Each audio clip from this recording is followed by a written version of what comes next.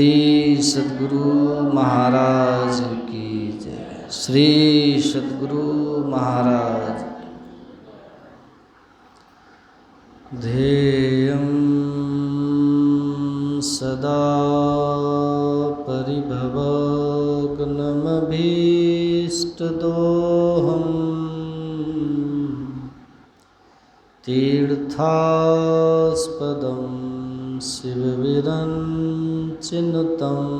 शरण्यं वृत्त्यार्तिहं प्रणतपालभवाब्धिपूतं वन्दे महापुरुषते चरणारविन्दम् अखण्डानन्दबोधाय शिष्यसन्तापहारिणे सच्चिदानन्दरूपाय रामाय गुरुवे नमः। बोलिए प्रेम से श्री सद्गुरु महाराज की। श्री सद्गुरु महाराज की जय। श्री सद्गुरु महाराज की।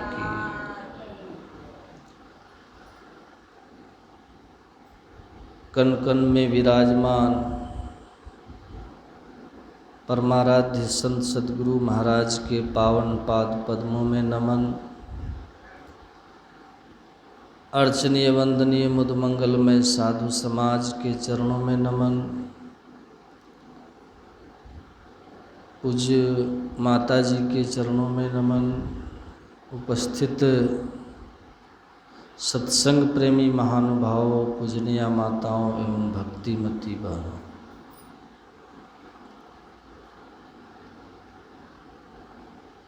हम लोग यहाँ कल से ही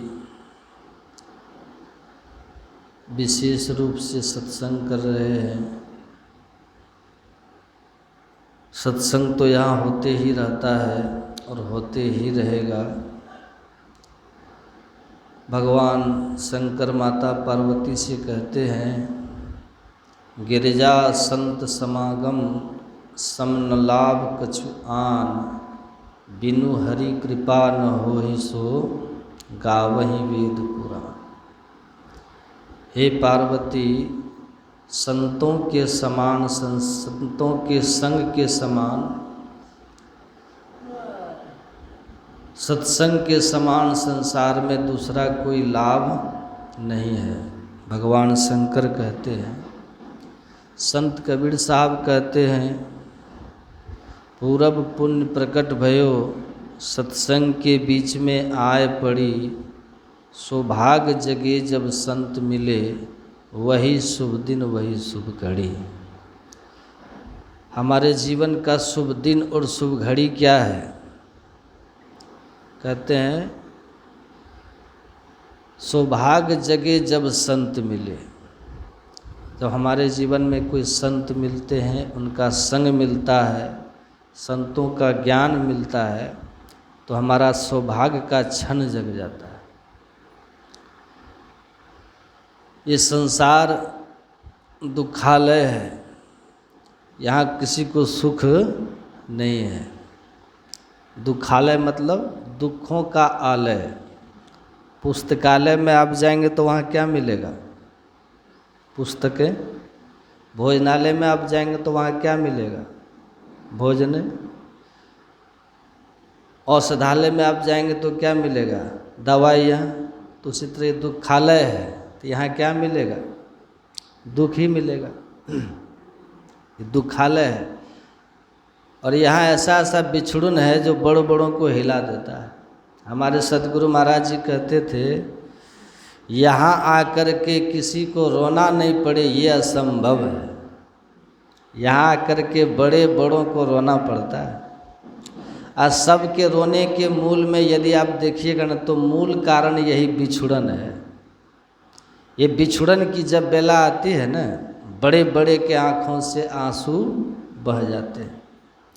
रोज आते हैं लोग, हमारे गुरु महाराज कहते हैं राम भगवान जो इतने समर्थ हैं, भगवान श्री राम कई बार रोए हैं इस संसार में। पिताजी का देहावसान हो गया, भगवान बच्चे की तरफ फपक फपक करके रोए। इतिहास को पढ़िए, लक्ष्मण जी को शक्तिबाण जब लगा भगवान कितना रोए थे। पढ़िए रामायण। कौशल्या माता से दूर भगवान हुए हैं, कितना रोए थे। ये सब तो क्षणिक बिछुड़न था, पिताजी का बिछुड़न, सदा का बिछुड़न था। भगवान बहुत रोए। बड़े बड़ों को दुनिया रुला देती है। हमारे गुरु महाराज कहते हैं जनी लिपटोरे प्यारे जग परदेसवा सुख कछु एहवा नाही, यह परदेसवा काल को भेसवा जोरे आवे दुख पाए।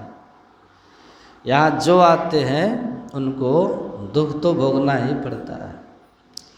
भले किसी को सर्दी का दुख न हो, जुकाम का दुख न हो, बुखार का दुख न हो, दर्द का दुख न हो, किसी को घुटना में दर्द, पेट में दर्द, सिर में दर्द न हो, भले किसी के शरीर में किसी तरह का फ्रैक्चर न हो, किसी तरह का दुख दर्द नहीं हो, पर देह छूटती है कि नहीं? देह तो छूटने में कितना कष्ट होता है। और सभी कष्टों की जड़ वही है।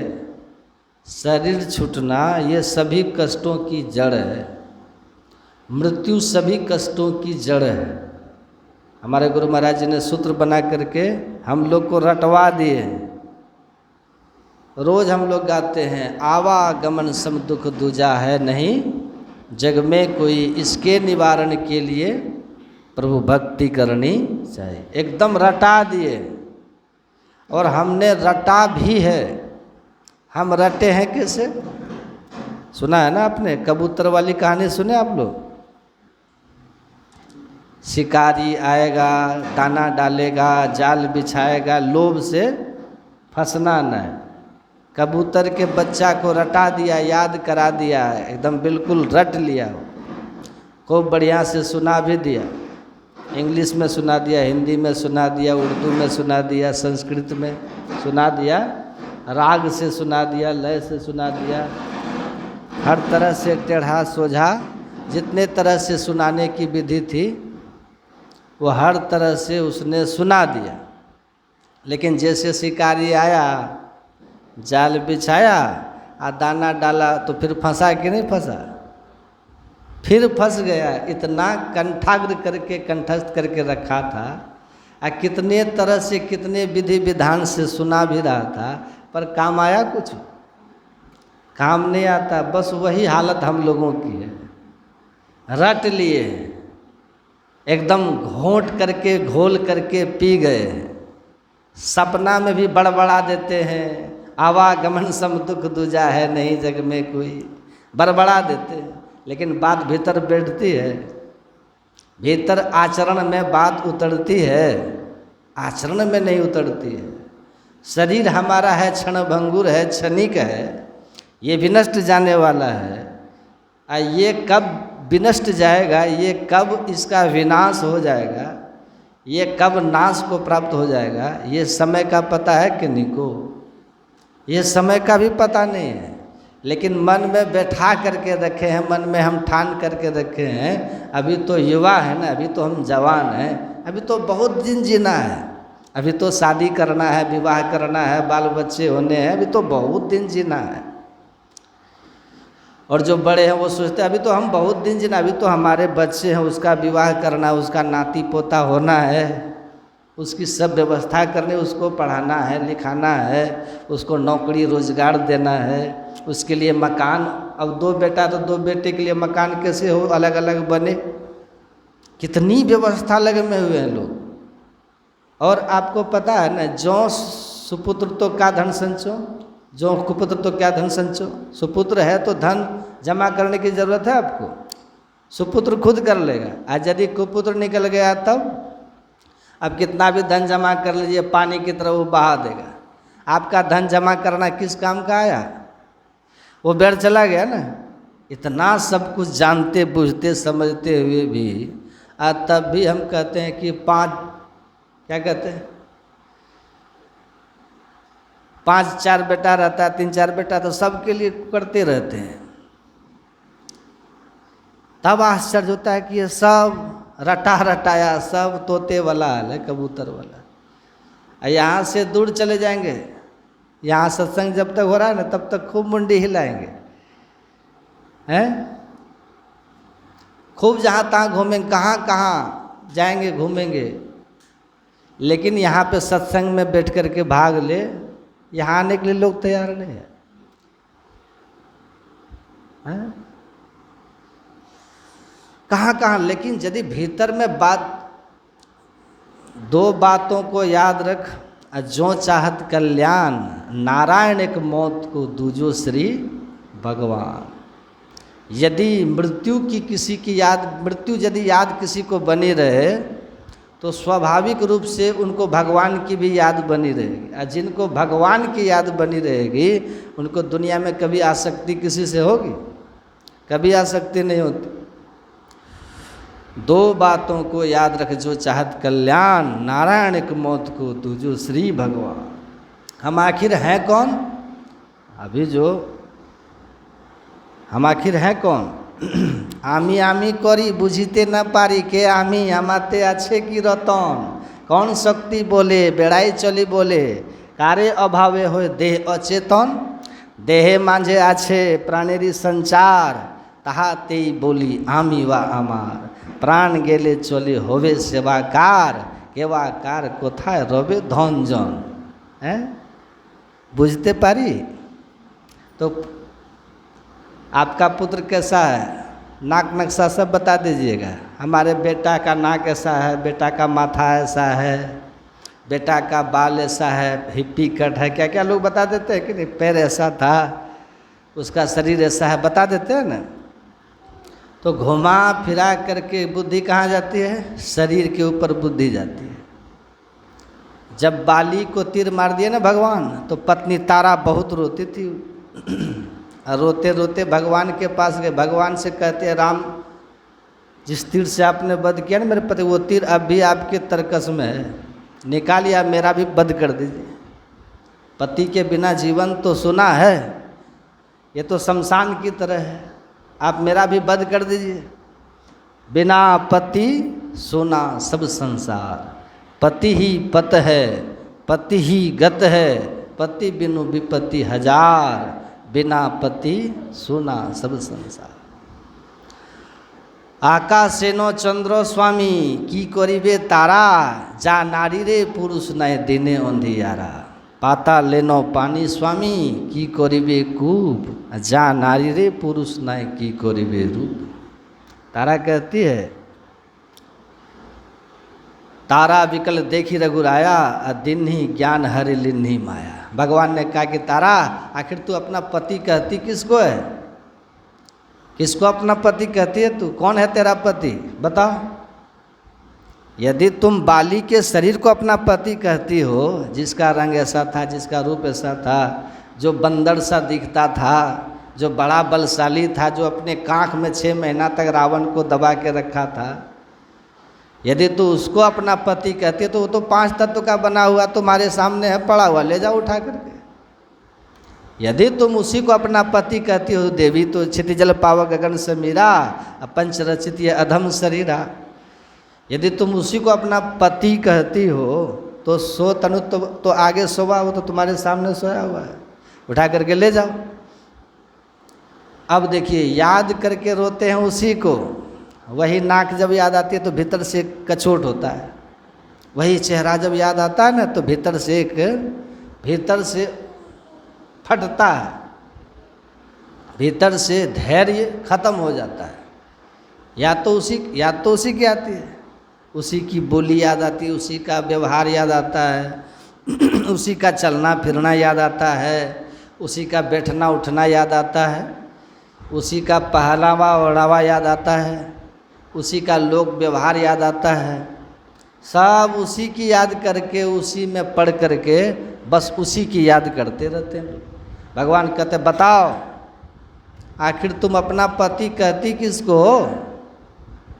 कौन है तेरा पति? किसके लिए तू इतना रो रही है?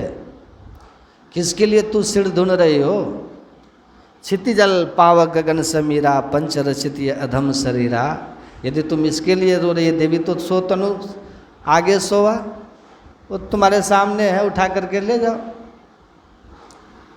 और यदि देवी तुम इसके भीतर रहने वाले जीव को अपना पति कहती हो तो भगवान कहते हैं जीव नित्य, तुम के ही लगी रोवा। देवी वो जीव तो नित्य तत्व है।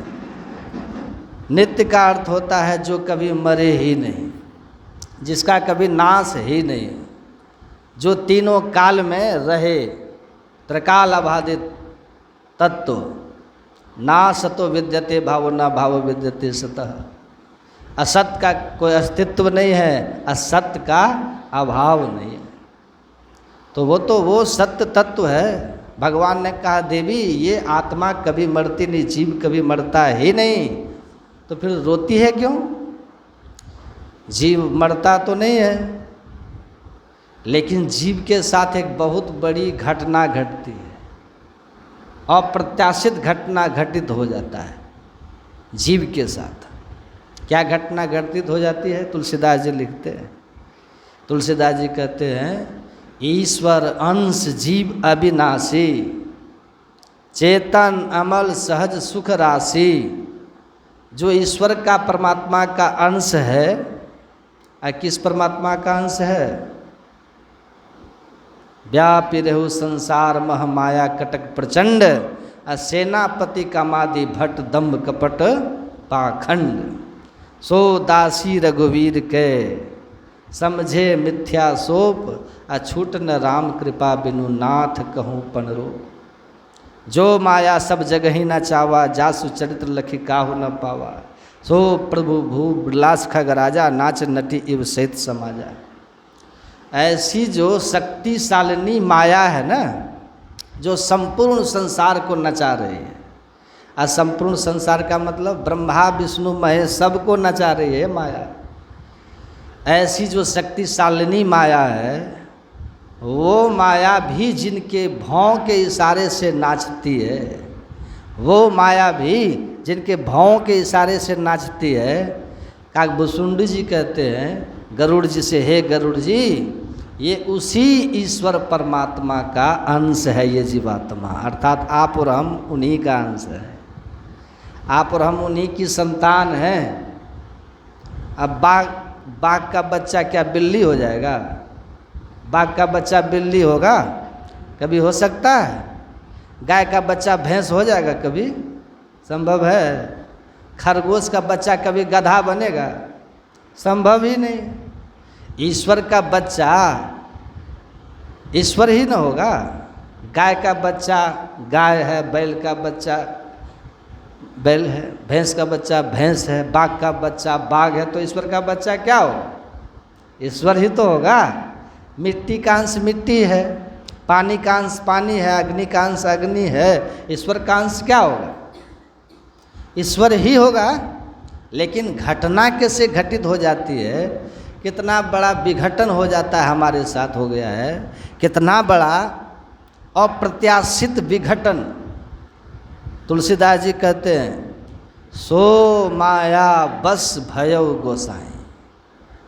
ऐसी को संत कबीर साहब कहते हैं, उनकी वाणी में आप लोग पढ़ते होंगे। कबीर साहब कहते हैं बगवा के बच्चा बिलैया ले ले जाए, लोगवा कोई न पतिया।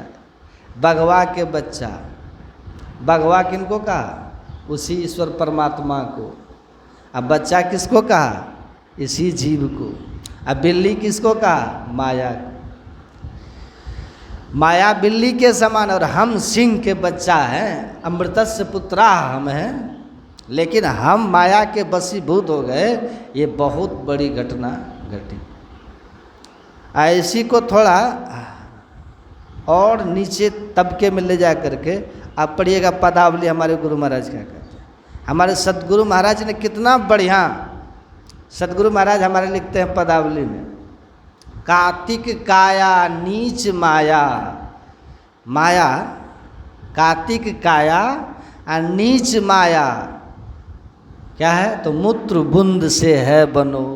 शरीर ही माया है ना, शरीर हमारा माया है।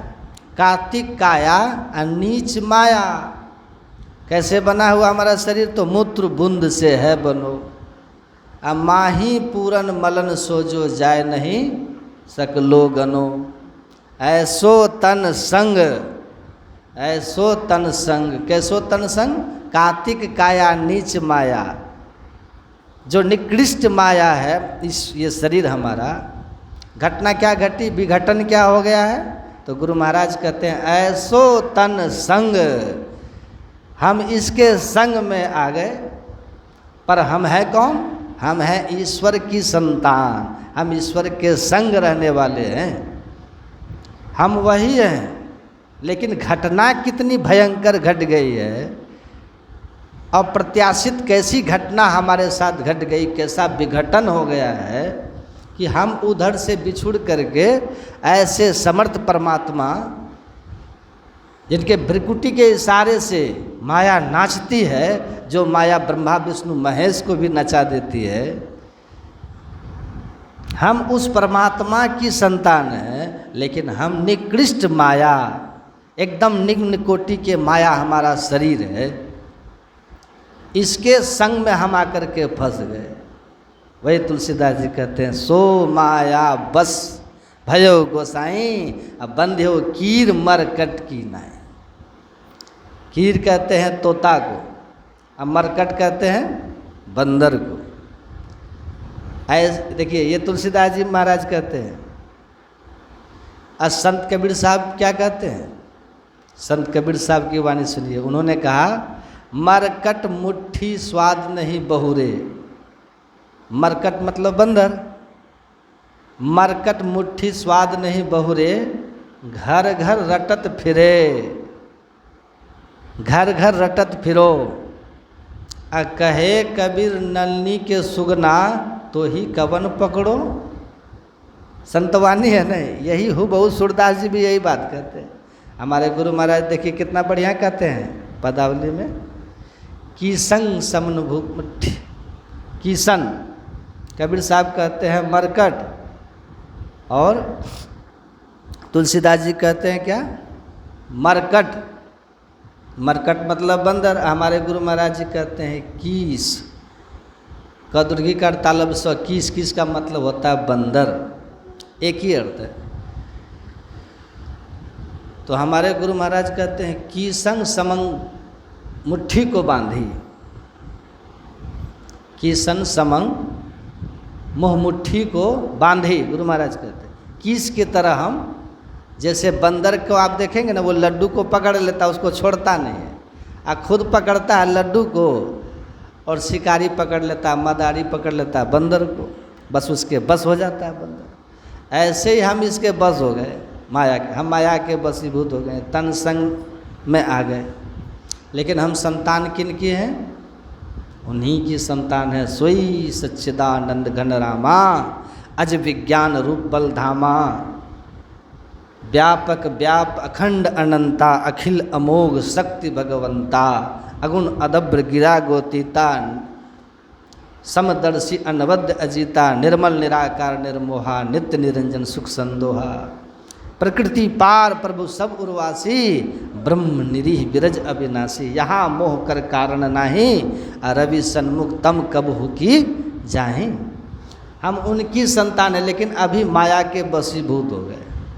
अब माया के वशीभूत होकर के क्या हो गया? जन्म मृत्यु के चक्कर में हम पड़ गए। अब शरीर को हम बारंबार धारण करते हैं, इसको हम बारंबार छोड़ते हैं। छोड़ना तय है, छोड़ना बिल्कुल तय है, छोड़ना बिल्कुल तय है, अर्थात मरना बिल्कुल तय है, आवागमन होना बिल्कुल तय है। लेकिन वो व्यवस्था हम नहीं करके, जो क्षणिक जीवन है ना, यदि कलयुग में कोई खूब बढ़िया से भी जिए ना, अगर स्वस्थ जीवन जिए, ठीक से जिए, तो 100 साल बहुत हो गया, होगा कि नहीं?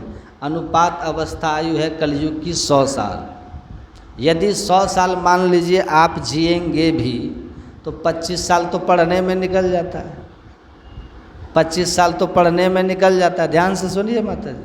और 25 साल पढ़ने में निकल गया, और उसके बाद फिर नौकरी करो, चाकरी करो, विवाह शादी करो, फिर बाल बच्चा हो, अब उसके लिए कितनी कितनी हम व्यवस्था करते हैं। हम अच्छा मकान में रहें, उसके लिए पहले धन कमाओ, पैसा कमाओ। हमारे बाल बच्चे पढ़े लिखे, उसका भविष्य सुखद हो, इसके लिए व्यवस्था करो, प्रयास करो। इसमें तो हम लगे हुए हैं, लेकिन भविष्य जो हमारा दुखद आने वाला है, भविष्य जो हमारा बड़ा संकट से घिरने वाला है, माघ भूखा बाघ काल के मुख पड़ो रे बाब रे, ये जो क्षण हमारा आने वाला है हमारा, इसके लिए कोई चिंता करते हैं? इसके लिए परवाह किन्हीं को है? इसके लिए परवाह किन्हीं को नहीं है। और आपको पता है, जब तक होश संभलता है ना, तब तक आयु ही बीत जाती है, तब तक अवस्था हमारी बीत जाती है। और जब अवस्था बीत जाती है ना, एक दो दिन घर किसी के गए, पहले हम भोजन करने वहाँ गए तो देखे वहाँ दो बूढ़ा बाबा बैठे हुए थे। एक बूढ़ा तो उनके घर के रिलेशन संबंधी थे, और एक बूढ़ा बाबा बैठे थे। हमने पूछा उनसे, आप कहाँ से हैं, कैसे हैं? तो पता चला वो किसी दूसरे गांव के, और उनके यहाँ बेचारा आए, बैठे हुए बातचीत कर ही रहे थे, तब तक उनका फ़ोन आ गया। अब फ़ोन आया ना, तो फ़ोन में अब जो दोनों बात कर रहा था, उधर से कोई बात कर रहा था, इधर से जो बूढ़ा बाबा बात कर रहे थे, तो बस बूढ़ा बाबा कहते, अरे कमा कमा करके जीवन भर हमने तुमको दिया, और अब हमारा अपमान करता है। सब धन जितना था सब हमने तुमको दे दिया, अब हमको प्रेम से भोजन भी नहीं देता है। जब कुछ हम देते तुम बहुत स्नेह करते हो, और जब मुझे सेवा की आवश्यकता होती है तो आंख दिखाते हो। अब वो जहाँ पड़े थे, हमने सुना, पता चला कि उनके अपने घर के कोई नहीं थे, पर पता चला कि दयालु है बेचारा, उनको फ़ोन करके उनके घर चले। अब वो चाहते हैं कि कुछ हम करें, कुछ हम भजन करें। अब तक जो हमने कुछ, वो तो सब ठगे चला गया। कहे कबीर अंत की बारी, हाथ झाड़ी जो चला जुआरी। अब तक जो कुछ हमने किया सब तो बस ठगे चले गए। कुछ हमारा पुत्र ने ले लिया, कुछ हमारा पोता ने ले लिया, कुछ पुत्री ने ले लिया, सब कुछ बांट बिलार करके अब बैठे हुए हैं। और कबीर साहब की वाणी जब याद आती है, कबीर साहब कहते हैं, खर्चे की तदबीर करो तुम, मंजिल लंबी जाना है। बहुत लंबा सफ़र है, लंबी दूरी तय करनी है। एकांत में बैठ करके देखिए, कुछ खर्चा जमा हुआ कि नहीं, कुछ रास्ता वाला खर्चा जमा किए कि नहीं। अब देखिए थोड़ा, हम लोग जहाँ तहाँ जाते हैं, बूढ़ा बूढ़ी का हाल देखते हैं ना, देख करके बड़ी दया आती है। और जो हमारे अपने लोग होते हैं, सलाह देते हैं कि वो कहते बाबा, एक आप काहे लिए इतना प्रचार करते हैं? कोई वृद्धाश्रम खोलिए, आश्रम काहे बनाते हैं? क्या आश्रम बनाते रहते हैं? वृद्धाश्रम बनाइए। ठीक है, आश्रम ठीक है, सत्संग होता है, देखते कितनी बूढ़ी माताएं ऐसी है जिसको कोई देखने वाला नहीं है बाबा, कितने बूढ़े बाबा ऐसे जिसको कोई देखने वाला नहीं है। आप उनके लिए वृद्धाश्रम खोल करके उनको आश्रम में रखिए, उनकी सेवा हो ठीक से। अब ऐसा लोग कहते हैं, परेशान है लोग, भीतर से दुखी है, भीतर से। देखिए माता जी कल बोल रही थी, 5-5 जिनके बच्चे हैं वो रोड छाप बना हुआ है, वो लाठी लेकर के दूसरे के दरवाजे पर जाते हैं, कोई उधर से कप चाय तो पिला दे, इस आशा में दूसरे के दरवाजे पर जा रहे हैं। उस समय जब होश आता है कि अरे हमने कुछ नहीं किया, भजन नहीं किया, तब कबीर साहब कहते हैं, हाथ झाड़ी जो चला जुआरी। ऐसी बात को भगवान राम ने कह दिया था, सिर धुनी धुनी पछता है। उस समय सिर धुन धुन करके पछताने के सिवाय और हाथ कुछ लगने वाला बहुत पश्चाताप होता है। जो न तरे भव सागर नर समाज अस पाय, असुकृत निंदक मंदमती आत्म हनगति जय। सो परत्र दुख पावई, कौन परत्र दुख पाएंगे? तो पाई न जही परलोक समारा। घर को तो संवार दिया, पुत्र को भी संवार दिया, पुत्र को संवार दिए, पोता को संवार दिए, घर को संभाल लिए, बाहर को संभाल लिए, जहाँ तहाँ खूब अच्छी व्यवस्था कर लिए, लेकिन परलोक को अब आपने नहीं संवारा। आप कहेंगे बाबा परलोक को संवारना क्या है? हमने किसी को दान दे दिया, परलोक संवर गया? दान दे किसी को, किसी की रक्षा कर लिए, किसी की रक्षा कर दिए हम, किसी का सहयोग कर दिए हम, किसी भूखे को भोजन करा दिए हम, किसी नंगे को वस्त्र दे दिए हम, तो परलोक तो हमारा बन गया। ये परलोक बनाना नहीं है। आप पढ़िएगा सत्संग योग में, पिंड ब्रह्मांड का जो नक्शा है ना, वहाँ लिखा है परलोक, नीचे लिखा है आधा लोक, ऊपर लिखा है ऊर्ध्वलोक, उसी को परलोक भी कहते हैं। परलोक किनका समझ जाता है? परलोक कहते हैं आँख से ऊपर के भाग को, जिसको परलोक कहा गया। इसको जिसको ब्रह्मांड हम लोग कहते हैं ना, उसी को परलोक कहते हैं। पर मतलब श्रेष्ठ। जहाँ पर जीव है वह है अधर लोक, और जहाँ पर ब्रह्म है वह है ब्रह्मलोक, उसी को ब्रह्मांड के लिए, और उधर के क्षेत्र को परलोक कहते हैं। तो परलोक उनका समझता है जो मरने के पहले आँख से ऊपर चला जाए, आँख से ऊपर गति करे, जो पिंड से ब्रह्मांड में चले जाए, जिनके जीवन में तमसोमा ज्योतिर्गमय हो जाए, जो अंधकार से प्रकाश में जाए, उनका परलोक समझता है। अभी देखिए वो परलोक हमारा समरा है कि नहीं? समरा है तब तो आप ठीक है, आप मालो माल है। और यदि नहीं समरा है ना, तो विचार कीजिए, थोड़ा विचार चिंतन कीजिए। उसी के लिए ध्यान और सत्संग है, इसीलिए सत्संग भवन है। यहाँ कोई फीस लगता है? हमारे नारायण बाबा यहाँ देखिए बना दिए, कोई फीस लगता है? आप लोग को आप साथ देखिए, साधु महात्मा एक दूसरे के लिए ही जीते हैं। वृक्ष कबो नहीं फल बके, नदी न संचय नीर, आ परमारथ के कारणे संतन धरा शरीर। इतनी उत्तम व्यवस्था है।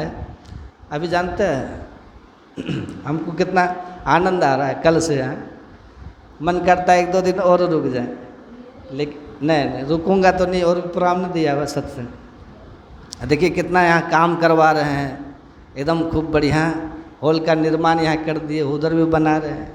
तैयारी किस लिए कर रहे हैं? इनको न रहने की कमी है? इनको देखिए कमरा वमरा सब बना हुआ, किन के लिए बना रहे हैं? अपने लिए। यहाँ वाले, यहाँ के लोगों को लाभ मिले इसलिए न कर रहे हैं। यहाँ के लोग यहाँ आकर के सत्संग करें। आप लोग के लिए करें। साधु महात्मा को दूसरे लिए जीते हैं, आपके आमदनी के लिए नहीं। भ्रम ये सब मत रखिए। आमदनी यहाँ लक्ष्मी ये नृत्य होता है, जहाँ गुरु महाराज का आश्रम होता है ना, पैसा बरसता है। आपके पैसे की ज़रूरत नहीं है। आप आइए यहाँ सत्संग में, आइए, जुड़िए, ध्यान में भाग लीजिए। बस परलोक संवारने का मतलब बस यही है। एक बार पिंड से ब्रह्मांड में चले जाए। दान दिए अच्छी बात है, दान पुण्य करते हैं, ठीक है। वो गुरु महाराज जी, हमारे सतगुरु महाराज जी अंतिम समय में जब प्रयाण करने लगे थे ना, महाप्रयाण का जब उनका सन आया था, उस समय उन्होंने कने कृपा किए थे, सुकिरत कर ले, नाम सुमर ले, को जाने कल की। तो सुकिरत ये है, दान करना, पुण्य करना, ये सुकर्म है, सुकिरत है। लेकिन साथ साथ सुमिरन कर ले, सुकिरत कर ले, नाम सुमिर ले। नाम सुमिरन से, ध्यान से परलोक बन जाता है। केवल दान से परलोक नहीं बनेगा, किसी का सहयोग कर देने से केवल परलोक नहीं बनेगा। परलोक सधता है, समर्थता है बैठ करके ध्यान करने से। परलोक हमारा सुंदर बनता है एक आसन से बैठ करके जब ध्यान करने से, इससे हमारा परलोक बनता है। दान का फल तो हाथी बन करके भी पा लीजिएगा, मछली बन करके भी लोग दान का फल पा लेते हैं। कितने मछली के पेट से हीरा निकल जाता है, देखते हैं कि नहीं? कितने मछली के पेट से यदा कदा सोना निकल जाता है। बड़ी बड़ी घटनाएं, कथाएं हैं इसकी, ये सब होता रहता है। परलोक हमको बनाना है, पाई न जही परलोक संवारा। जो परलोक को संवारे, जो परलोक को सुधार ले, वो इसी मानव तन से होगा। तो हम कल्पना करें किनके अंश है, किनकी हम संतान है, लेकिन सो माया बस भयो गोसाई। अब परिणाम क्या होगा?